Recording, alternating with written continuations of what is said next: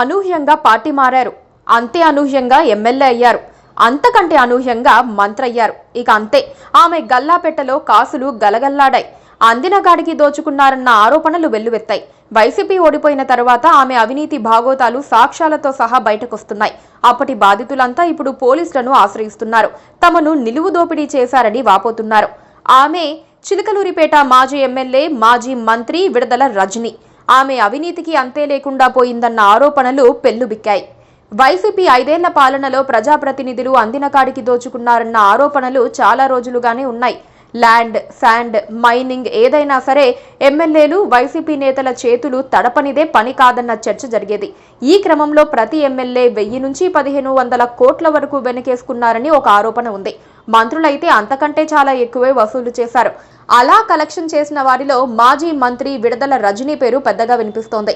తొలుత టీడీపీలో ఉండి తర్వాత వైసీపీలో చేరి తన రాజకీయ గురువు ప్రత్తిపాటి పుల్లారావునే 2019లో ఓడించిన రజని వైసీపీలో చాలా వేగంగా ఎదిగారు. అంతే వేగంగా అవినీతికి ఆలవాలమయ్యారని వార్తలొచ్చాయి.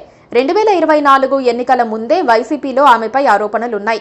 మల్లెల రాజేష్ అనే వ్యక్తి దగ్గర 6 కోట్లు తీసుకున్న వ్యవహారంలో ఆమెను అప్పటి ప్రభుత్వ ప్రధాన సలహాదారు సజ్జల రామకృష్ణారెడ్డి నిలదీశారు. దాంతో ఆమె 3 కోట్లు వెనక్కిచ్చేసి పరువు బజార్న పడకుండా చూసుకున్నారు. అప్పట్లోనే రజనీకి వసూలు రాణి అని పేరు ఉండేది. అధికారంలో ఉన్నప్పుడు గత్యంతరం లేక లంచాలిచ్చిన వాళ్లు ఇప్పుడు రజనీపై దుమ్మెత్తిపోస్తున్నారు. పోలీసులకు ఫిర్యాదు చేయడంతో పాటు తమ డబ్బులు వెనక్కి ఇప్పించాలని వేడుకుంటున్నారు. దీంతో రజనీ ఎవ్వరికీ కనిపించకుండా దాక్కుంటున్నారని వైసీపీ వాళ్లే చెబుతున్నారు. చిలకలూరిపేట దగ్గరి ఎడ్లపాడు గ్రామంలో ఉన్న శ్రీ లక్ష్మీ బాలాజీ స్టోన్ క్రషర్స్ అనే సంస్థ యజమాని నల్లపనేని చలపతిరావు నుంచి రజనీ 5 కోట్లు డిమాండ్ చేశారని సంస్థ యజమాని ఇప్పుడు పల్నాడు పోలీసులకు ఫిర్యాదు చేశారు. అంత డబ్బు ఇవ్వలేనని చలపతిరావు చెప్పడంతో రజనీ వ్యక్తిగత సహాయకుడు రామకృష్ణ ఆయన్ను బెదిరించారు. విజిలెన్స్ ఎస్పీ రంగంలోకి దిగి స్టోన్ క్రషర్ పై రైడ్ చేశారు. దాంతో రజనీ సోదరుడు గోపిని సంప్రదించగా 2 కోట్లకు డీల్ కుదిరి ఆ డబ్బు చెల్లించడంతో పాటు విజిలెన్స్ ఎస్పీకి 10 లక్షలు ఇవ్వాల్సి వచ్చింది. అప్పుడు ఏమీ చేయలేక డబ్బులిచ్చేసిన స్టోన్ క్రషర్స్ యజమాని ఇప్పుడు పోలీసులను ఆశ్రయించారు.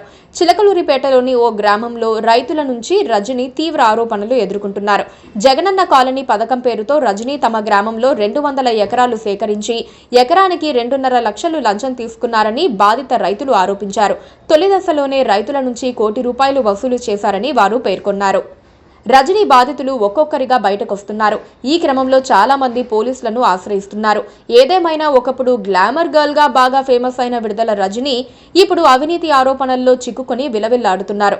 హైదరాబాద్ లోని ఒక ఫామ్ హౌస్ లో ఎవ్వరికీ కనిపించకుండా దాక్కున్నారని చెబుతున్నారు.